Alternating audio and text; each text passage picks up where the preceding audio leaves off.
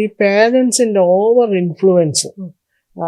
നമ്മൾ ഇന്നും നമ്മുടെ വീട്ടിലുള്ള മക്കളൊക്കെ കല്യാണം കഴിച്ചാൽ അവരുടെ കാര്യങ്ങൾ എന്താണെന്നുള്ളത് നമ്മൾ അവരെ പിറകെ കൂടെ അന്വേഷിച്ച് നടക്കും. ഏറ്റവും വിഷമതകളുള്ള ഒരു കാര്യം എന്ന് പറഞ്ഞാൽ സമൂഹത്തിന് വേണ്ടി മക്കളെ കെട്ടിച്ചു വിടുന്ന ഒരു രീതി. അതും ഒരുപാട് മാരേജ് ഡിസ്പ്യൂട്ടിലേക്കൊക്കെ എത്തിക്കുന്നുണ്ട്. കാര്യം ഒരു പെൺകുട്ടിയുടെ പഠിത്തം കംപ്ലീറ്റ് ആവില്ല, അല്ലെങ്കിൽ ഒരു പ്രൊഫഷൻ ഉണ്ടാവില്ല, അതിന് മുമ്പേ തന്നെ ഇങ്ങനെ കല്യാണം കഴിപ്പിച്ച് വിടുന്നു.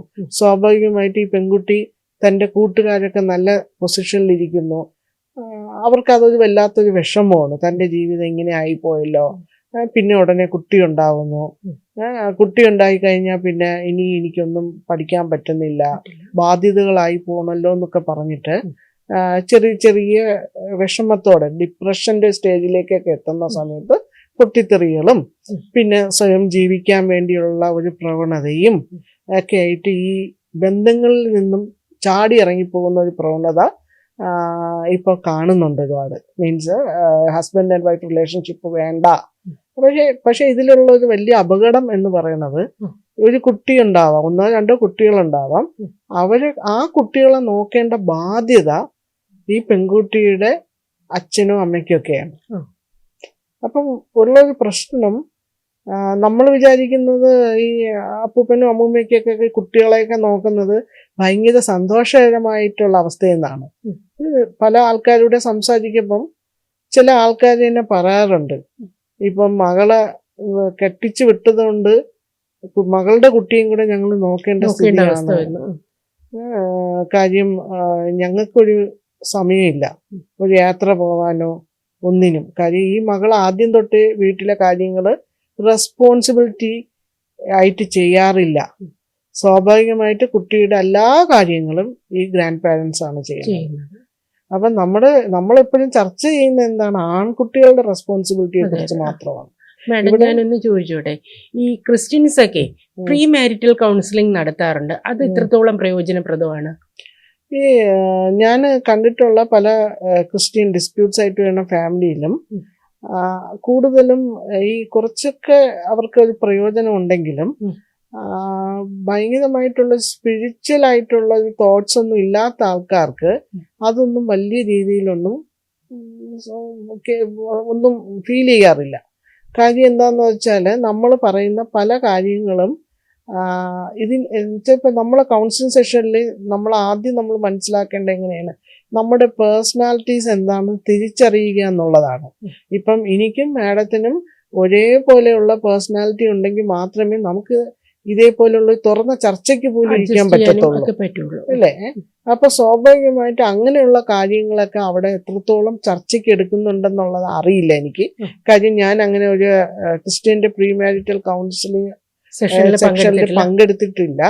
പക്ഷെ നമുക്ക് നിർബന്ധമായിട്ടും അത് വേണ്ടത് ആദ്യം പേഴ്സണാലിറ്റീസ് തമ്മിൽ തിരിച്ചറിയുക എന്നുള്ളത്. രണ്ടാമത്തെ കാര്യം, എന്തെങ്കിലും അസുഖ വിവരങ്ങളുണ്ടെങ്കിൽ അത് ഫിസിക്കൽ ആവാം, മെന്റൽ ഡിസോർഡേഴ്സ് ആവാം, അതുണ്ടെങ്കിൽ അത് തീർച്ചയായിട്ടും അവിടെ അഡ്രസ്സ് ചെയ്യണം. ഇത് നമ്മളൊരു ഗ്രൂപ്പിൽ ഇരുന്നിട്ടാണ് നമ്മൾ ഈ കാര്യങ്ങൾ പറയുന്നത്. അപ്പം ചോദിക്കും, ശരിയാണ്, ഒരു ഫിറ്റ്സ് വരുന്ന ഒരാള് അവര് കല്യാണത്തിന് മുമ്പ് ഈ കാര്യങ്ങൾ പറഞ്ഞാൽ പാർട്ണർ അത് അക്സെപ്റ്റ് ചെയ്യുമോ എന്നുള്ള ഒരു സംശയം പല ആൾക്കാരും പറയാറുണ്ട്. നമുക്കങ്ങനെ അക്സെപ്റ്റ് ചെയ്തില്ലെങ്കിൽ പിന്നെ ആ ബന്ധം വേണ്ടാന്ന് വെക്കുന്നതല്ലേ നല്ലത്? അതാണ് നല്ലത്. ഭാവിയിൽ കുട്ടികൾക്കും ഒക്കെ പ്രശ്നം ഉണ്ടാകാതിരിക്കാനായിട്ട് ആദ്യമേ തന്നെ അത് എല്ലാം തുറന്ന് സംസാരിച്ചിട്ട് പ്രശ്നങ്ങൾ ഉണ്ടാകുമെന്ന് കണ്ടു കഴിഞ്ഞാൽ ആ റിലേഷനിൽ ഏർപ്പെടാതിരിക്കുന്നതായിരിക്കും നല്ലത്. പിന്നെ ഉള്ളൊരു കാര്യം എന്ന് പറഞ്ഞാൽ പല കാര്യങ്ങളും രഹസ്യമാക്കി വെക്കുക എന്നുള്ളത്. ഇപ്പം തന്നെ നമുക്കറിയാം, സ്ത്രീധനം നിരോധിച്ചിട്ടുണ്ട് ഒരു ഭാഗത്ത്. പക്ഷെ ഇതൊന്നും ഇല്ലെങ്കിലും പാരൻസിന് എത്ര കൊടുത്താലും മതി വരാത്തൊരവസ്ഥ. അതൊരു ഭാഗത്ത്. മറുഭാഗത്ത് കുട്ടിക്ക് കൊടുക്കുന്ന ഗിഫ്റ്റാണ്. ഇപ്പം നമ്മൾ സ്ത്രീധനത്തിന് പാടില്ല എന്ന് പറയുമ്പോഴും അത് ഗിഫ്റ്റ് എന്നുള്ള രീതിയിലേക്ക് മാറിയിരിക്കുകയാണ്. ആ കുട്ടിക്ക് കൊടുക്കുന്ന ഗിഫ്റ്റ് എന്ന് കാര്യങ്ങളൊക്കെ പറയും, ഈ വസ്തു ഇന്ന ആളിനുള്ളതാണെന്നൊക്കെ പറയും. പക്ഷെ ഇവര് ഡിവൈഡ് ചെയ്ത് കൊടുക്കാറില്ല. കാര്യം പാരൻസിനൊരു ആൻസൈറ്റി ഉണ്ട്, തൻ്റെ കുട്ടികൾക്ക് കൊടുത്താൽ തങ്ങൾക്ക് ഇനി എന്താണ് ഉള്ളതെന്നുള്ളത്. അപ്പോൾ സ്വാഭാവികമായിട്ട് അത് ഈ മക്കളെ മാരേജിൽ ഇഷ്യൂസ് ഉണ്ടാക്കുകയും ഈ കുട്ടികൾ തമ്മിലുള്ള സഹോദര ബന്ധങ്ങൾ വളരെ മോശമാവുന്ന രീതിയിലൊക്കെ പല കേസുകളും ഞാൻ കാണാറുണ്ട്.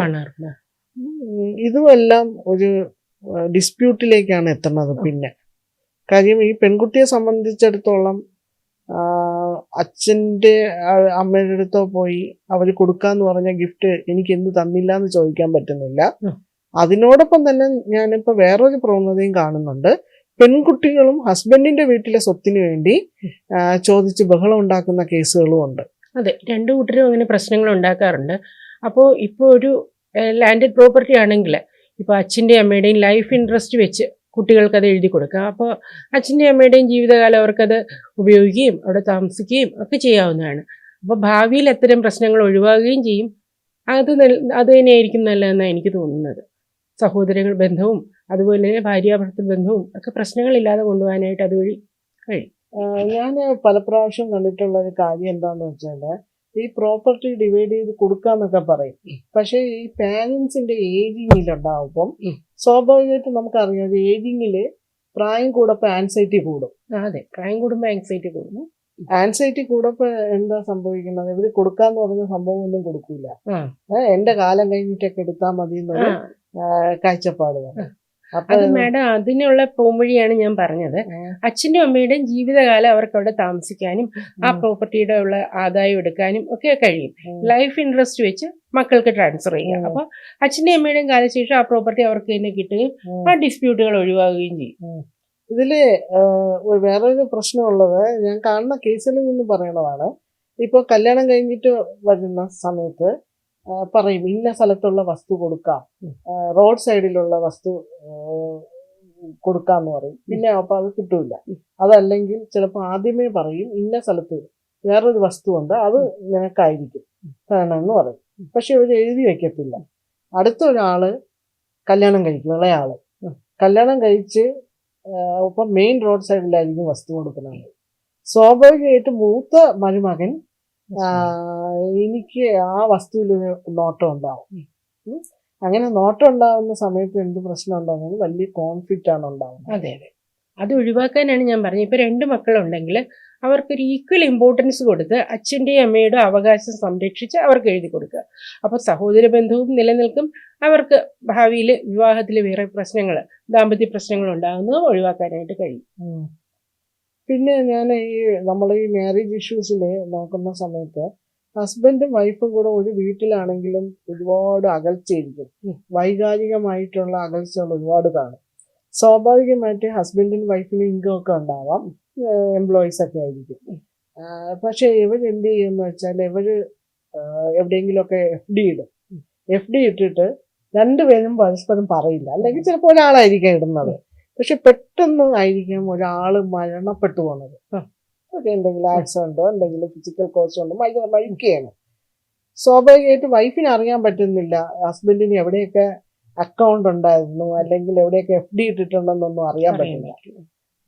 അപ്പൊ ഇങ്ങനെയുള്ള അവസ്ഥയില് ഒരു ഫാമിലി മെമ്പേഴ്സിന് എന്തെങ്കിലും ചെയ്യാൻ പറ്റുമോ? ഒരു അക്കൗണ്ട് ഉണ്ടോ എന്നുള്ളത് ചെക്ക് ചെയ്യാനോ, അല്ലെങ്കിൽ അത് അവര് തമ്മിലുള്ള ആ ഒരു എന്താ പറയുക, ഇമോഷണൽ ആ ഒരു ഇതില്ലാത്തത് കൊണ്ടാണ് അങ്ങനെയൊക്കെ മറച്ചു വെക്കുന്നത്. പക്ഷെ ഇപ്പൊ ഫിക്സഡ് ഡെപ്പോസിറ്റ് ഇടുകയാണെങ്കിൽ തീർച്ചയായിട്ടും നോമിനി ആയിട്ട് ഒരാളെ വെക്കുമല്ലോ. അപ്പൊ ആ നോമിനിക്ക് അത് എടുക്കാനായിട്ട് കഴിയും. ലീഗൽ ഹൗസിന് അത് ഷെയർ ചെയ്ത് കൊടുക്കാനും ഉള്ള അവകാശമുണ്ട്.